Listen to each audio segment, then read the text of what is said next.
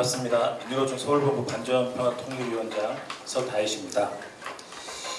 이제 기라성 같은 선배님들 앞에서 이 발제문과 별 이견도 없는데 토론을 하게 돼서 매우 당혹스럽고 또 영광스럽기도 합니다. 어쨌든 보시면 아시겠지만 자료 중에서 제가 제출한 토론문이 가장 짧습니다. 그만큼 발제문에 대해서 별다른 이견이 없다는 것을 간증하고 있는 거라고 이해해 주시면 되겠습니다. 이제 발제문 보시면은 13페이지네요. 마치며 들어가는데 현장 간부들을 만나보면 인단도 하기도 바쁘고 고충 처리하기도 버거운데 반미 투쟁할 시간이 어디 있냐는 몽 섞인 푸념을 종종 듣는다. 예, 제가 이런 몽 섞인 푸념을 많이 했습니다. 실제로 오늘도 지금 조정회의 하고 오느라 정신문의 집 하나도 없었고요. 지금 민주노총 5층에서는 작은 사업장 조직화를 위한 초기업 단위 교섭 관련된 워크숍을 하고 있는데 거기 한참 듣고 있다가 막 달려 내려왔습니다. 진짜 정신이 없고 그러다 보니까 고충 처리 이런 거 신경도 못 쓸 상황이긴 한데요. 진짜로 많이 바쁘긴 합니다. 그럼에도 불구하고 어쨌든 토론을 좀 하게 된 이유는 그만큼 우리 시대에 지금 이 시기에 반제 반미 투쟁이 우리 사회, 한국 사회 변혁에 결정적 중요성을 가지고 있다라는 사실이 점점 더 명확해지고 더 그 중요성이 한층 더 부각되고 있기 때문에 감히 이 자리에 나와서 좀 말씀을 드리게 됐습니다. 사실 현장에서 보면은 우리 이제 반미 반제 이야기하는 게 너무 어렵습니다. 반미 반제라는 네 글자 말하는 것 자체가 상당히 어려운 일이고 이 네 글자를 말하는 순간 좌번들은 도망갑니다. 그냥 아니면은 길을 닫죠. 한참 임금 인상하고 이렇게 우리 사장 새끼 나쁜 새끼 이런 이야기 하면은 듣기 좋아하다가 그냥 미국 놈들 새끼들 나쁜 새끼들이 하면은 그냥 앞에서는 아무 말 안 합니다. 앞에서는 아무 말 안 하는데 두 번 다시 저랑 술을 마시거나 같이 어디 길을 걸어간다거나 어디 집회를 가자라고 했을 때 네네 하면서 나타나지 않습니다.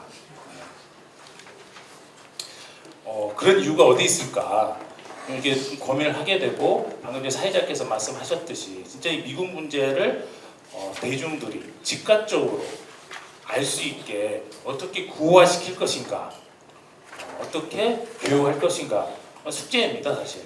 그래서 많은 시도를 현장에서 해봤고 했지만 아직까지 그렇게 좀 효과적인 그리고 그것이 은을 바랬다라고 말하기 좀 어려운 현실인 것 같습니다.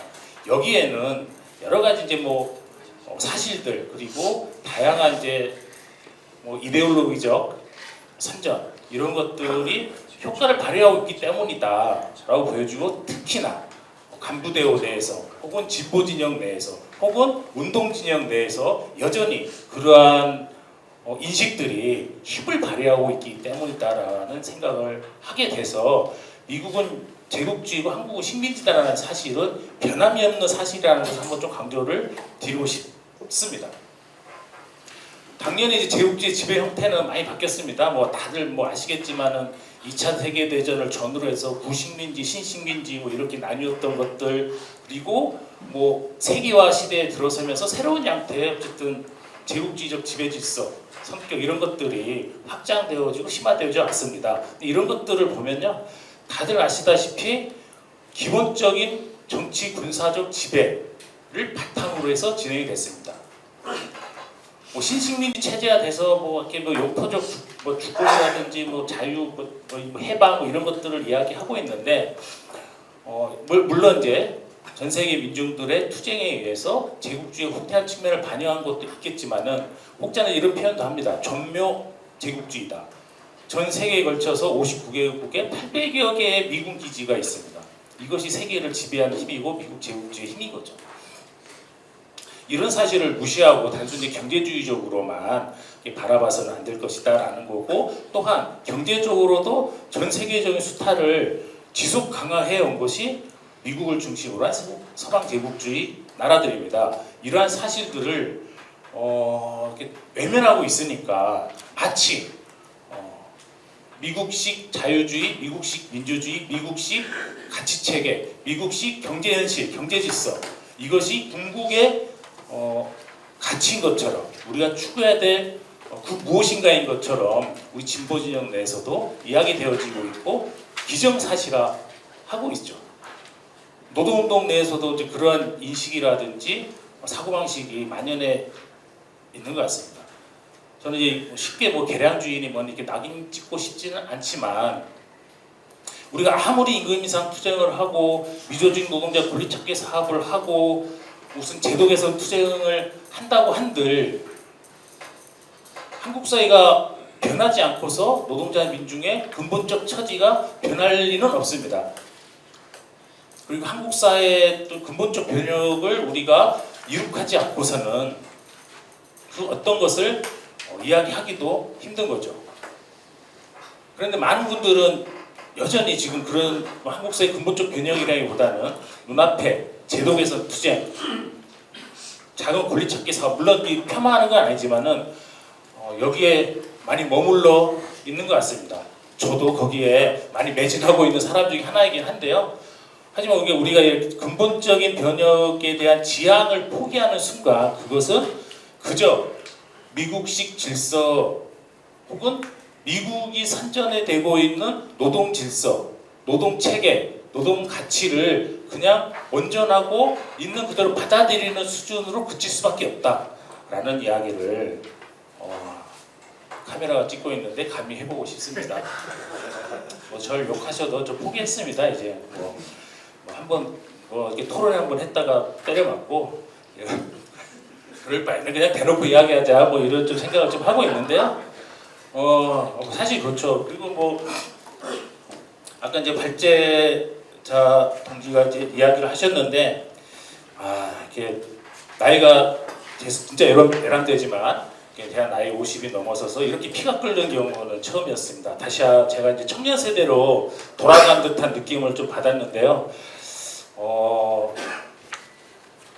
지금 이제 우리 이제 진보 진영 내에서 정리될 내용들 이런 것들 중에 핵심은 바로 제국주의 식민주의 문제다. 저는 한국 사회의 식민지성을 부정하는 모든 논리들은 다 하나로 귀결된다. 일제강점기 식민지 근대화론과 똑같은 논리 구조로 가고 있습니다. 그냥 경제 규모가 커졌고 아스팔트 막 깔려 있고 서울시 한강 야경이 그냥 휘황찬란하지 않습니까?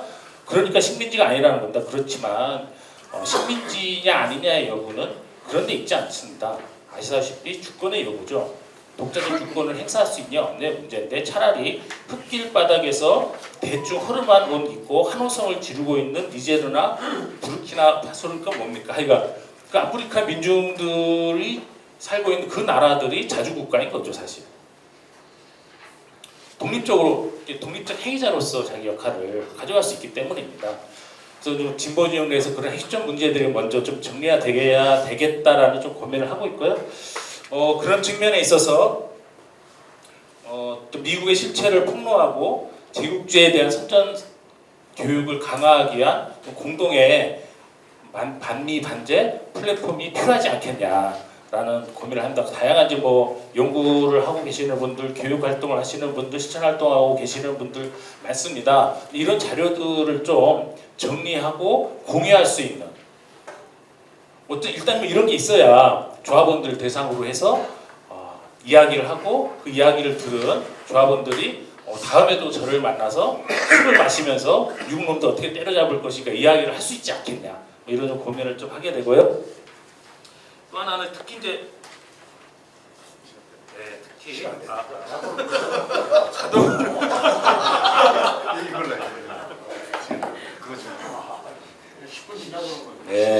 죄송합니다.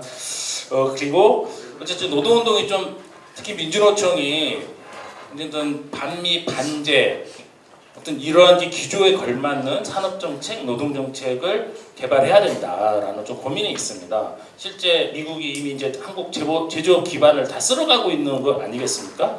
진짜로 이제 동맹 약탈 체제인데 이런 상황에 대해서 어떻게 좀 자기 정책을 좀 펴고 이야기를 해야지 좀 더 설득력 있게 가져갈 수 있지 않겠나.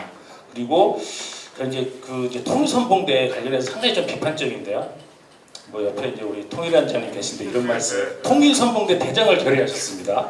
근데 저는 중앙으로 모아서 하는데 사실 점점 그 실효성이라든지 대응적 영향력이 많이 감소하고 있다라는 거고, 이게 실제로 어쨌든 대중적이고 이런 통일선봉대인가라는 고민을 솔직히 하게 됩니다. 지역으로 가면요, 예전에는 지역에 이제 뭐 통일 행사도 많이 있었고, 그 통일 행사를 중심으로 해서 지역에 있는 뭐 청년 학생들, 정당, 사회단체, 노동자에 모여서 같이 뭘 만들어내고 이런 게 많았었는데 지금 거의 사라지고 없습니다. 서울에서도 3군데 정도밖에 하지 않는 걸로 알고 있어요. 그래서 오히려 좀 그런, 물론 이제 중앙통일선봉대도 필요한데요. 어쨌든 지방화 시키고 지역화 시켜내서 지역에서 또 이런 좀 흐름들을 만들어 나가는 것들이 중요하지 않겠냐, 뭐 이런 거 고민합니다. 그리고 이제 뭐 전쟁 정세 뭐 이런 것들은 제가 잘 모르겠는데 좀 한 2가지 측면에서 진짜 우려됩니다. 미국이 가치 사슬을 재편하고 제조업 기반을 확충하기 위해서 막 한국 재벌들을 쪼아가지고 막 하고 있습니다. 저는 이런 것들이 오히려 좀 전쟁의 가능성을 높이고 있다, 진짜. 실제로 미국의 어떤 제조업 생산 능력이 전면 전쟁을 치를 수 있을 만큼의 실력이 되고 있지 않은데 그 실력을 확충하려고 하는 거 아니냐, 실제 전쟁을 하기 위해서. 뭐 그런 좀 걱정이 한편에 솔직히 있고요. 또 하나는 이제 부채 경제입니다. 부채가 엄청나 어마어마하게 좀 쌓이고 있죠. 하루에 31억씩 쌓인다는 이야기도 있고, 1년에 미 국방비 예산에 이자를 갚아야 된다라는, 이자가 발생한다는 이야기도 있는데, 이 부채를 해소할 수 있는 가장 쉬운 방법은 그냥 폭력적으로 정리하는 겁니다. 이런 것 때문에 오히려 이제 부채 경제 때문에 미국이 전쟁 못할 것이다라고 예상하는 학자들도 많이 있는데, 저는 역으로 미국의 폭력성을 너무 쉽게 보고 있는 거 아닌가, 이런 걱정을 하게 돼서요. 어쨌든 이게 전쟁 정세에 관련해서도 A주시에서 민주노총 통일위원장님 용도 따라 열심히 이제 반전 평화 투쟁도 하도록 하겠습니다. 이상입니다. 감사합니다. 훌륭한 발언이었습니다.